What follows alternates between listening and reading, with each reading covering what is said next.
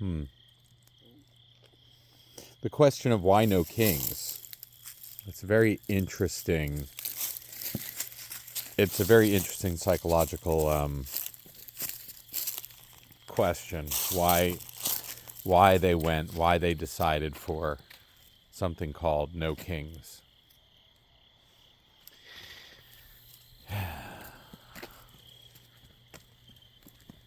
Not sure what anyone else thinks. So I haven't heard them postulating on the title, other than to say Trump is a dictator. Just the real obvious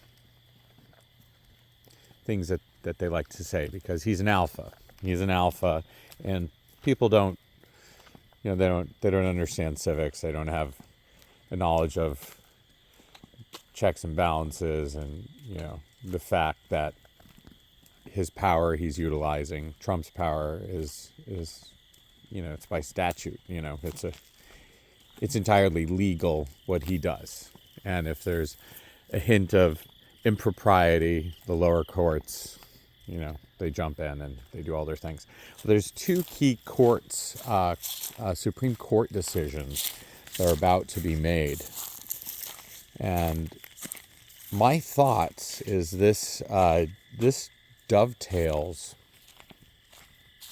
with these two court cases quite well.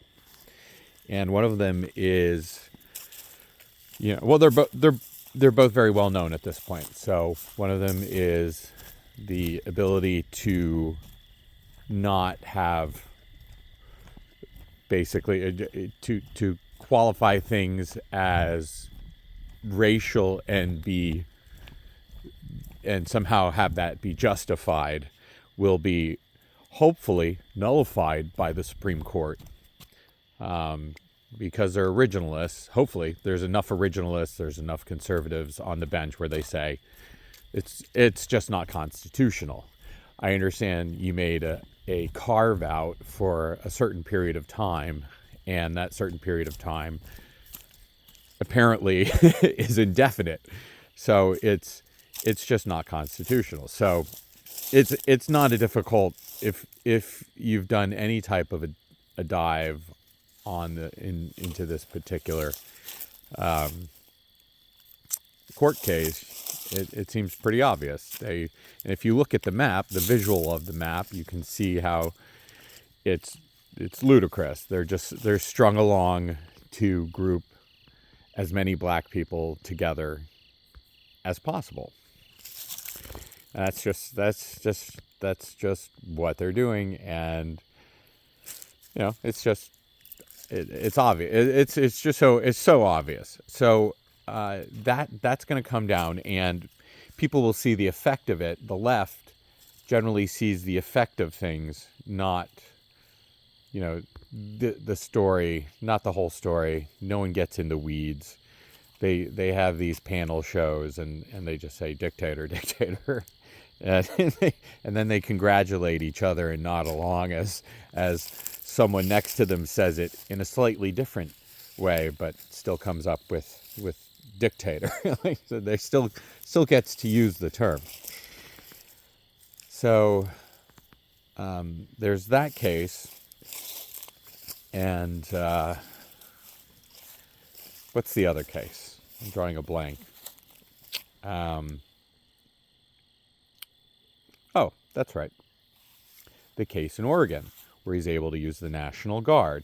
And they're saying, ostensibly they're saying it doesn't rise to the criterion of National Guard because, as the lower courts, we just think so. We think so. He hasn't exhausted all of his means. So he hasn't called out the Marines. He hasn't called out the Army. He hasn't, I don't know, perhaps because they are on the coast. I don't think Portland's on the coast, but I mean, let's say it happened in Seattle. They would have to use the Navy first. Along with that, the newly developed Space Force. Space Force hasn't been hasn't been utilized. Hasn't gotten their marching orders.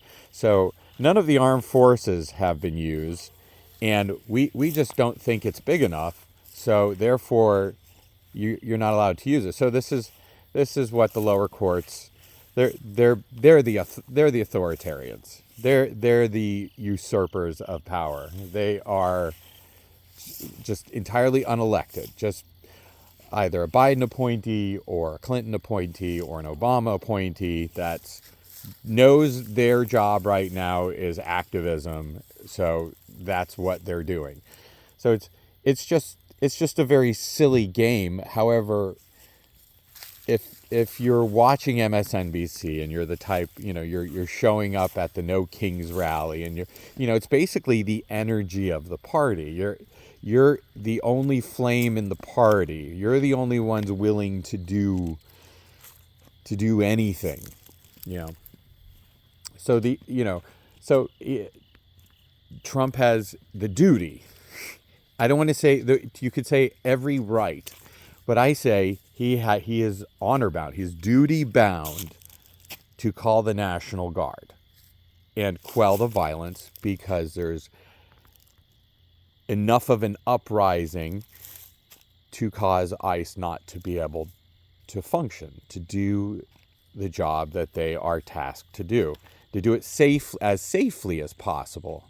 So it's what the National Guard is for. So that's like their job. But through a spin factory of, wall-to-wall Democrats, except, perhaps Fetterman, and the legacy media. So it's going to be the Democrat Party and the legacy media. And they could tune in to an attorney show if they want and just get in the weeds for about 20 or 30 minutes, and then they wouldn't have anything left to talk about. So they're not going to do that. They're not going to do that even a little bit. They're just going to construct their own reality, and then they're going to burn Trump in effigy against the backdrop of their own reality. No pics, we're going this way. Come on. So,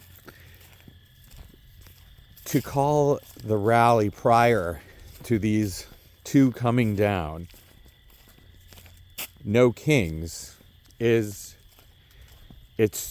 just marketing at its finest. That is just marketing at its finest, because it's Trump's Supreme Court. He put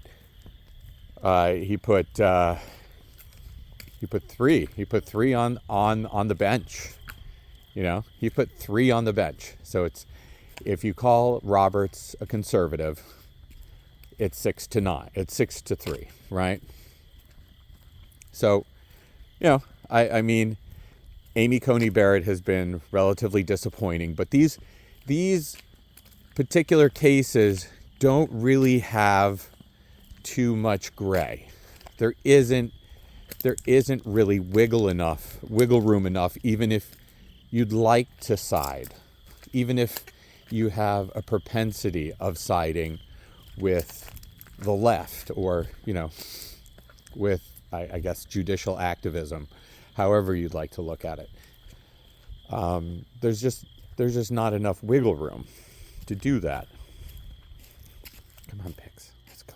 You can go this way. Pix, you're going to have to go potty. Come on. We're still going. So, I don't know. That's where I think it's just, no, Pickles. You got to go potty. Come on.